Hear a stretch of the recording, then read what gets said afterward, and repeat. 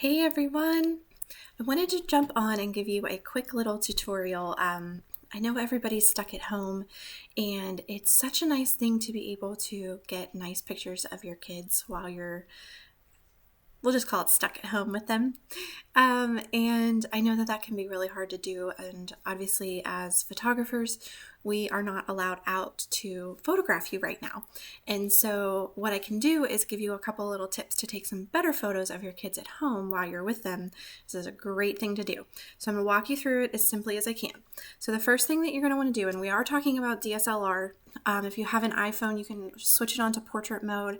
I think Android has some similar features, but I am talking about DSLRs, so your digital cameras, but that have the bigger lens on them. And you can, I'm not sure about point and shoots. Some of them have different modes like this or not, so you can look at those as well. So first, turn your camera on. A simple one, right? Told you I was going to make this easy. All right, then we're going to go to our menu. And in our menu, you're going to go to your photo shooting menu. You're going to select ISO sensitivity settings. I don't know if you can see this. I know the screen is bright. You're going to hit OK. And then you're going to make sure that your auto ISO sensitivity control is selected as on. That's the most important thing here. Now, I'm not talking about people who know how to shoot manual. This is not for you. This is for people who are shooting on that little green auto button. I know it's a great tool. It makes shooting with a DSLR and taking nicer pictures much easier, but I'm going to up your game just a tiny bit today, and it's going to be great. So make sure that your ISO is on auto ISO, and then we're going to switch your camera from auto to this A or AV, depending on what type of camera you use. And this is your aperture priority mode.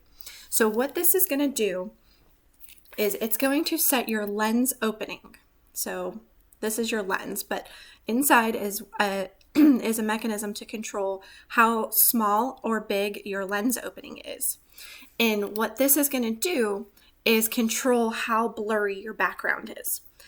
So aperture priority means that you get to personally set that aperture number, and your camera will decide what the correct shutter speed and ISO should be.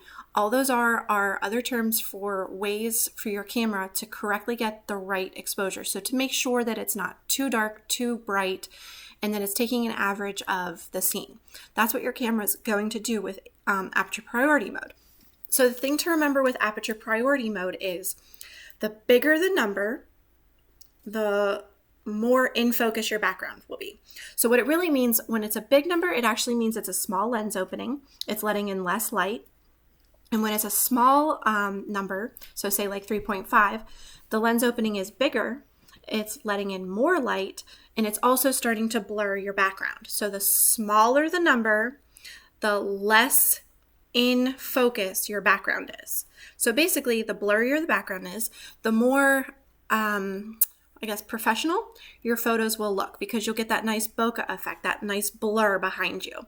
And another thing that will help to create that blurry background is how far you are from your subject.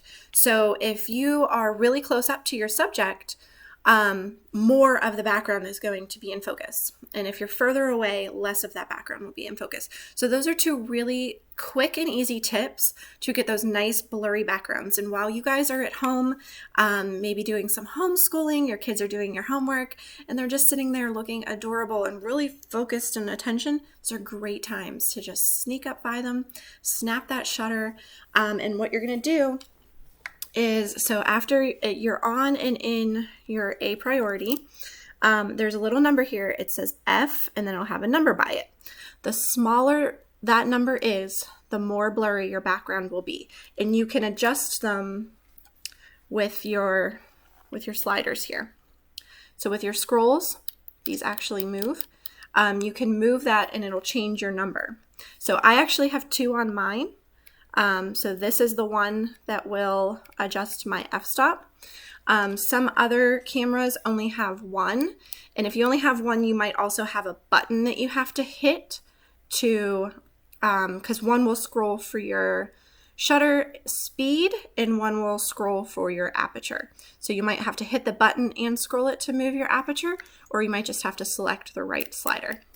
So that's a quick tutorial just to get you some better photos of your kids today and throughout the week.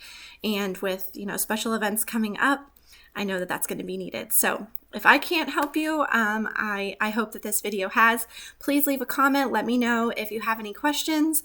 Send me a message. I'll be happy to answer anything that I can, and I hope that this has helped. Have a good day, guys.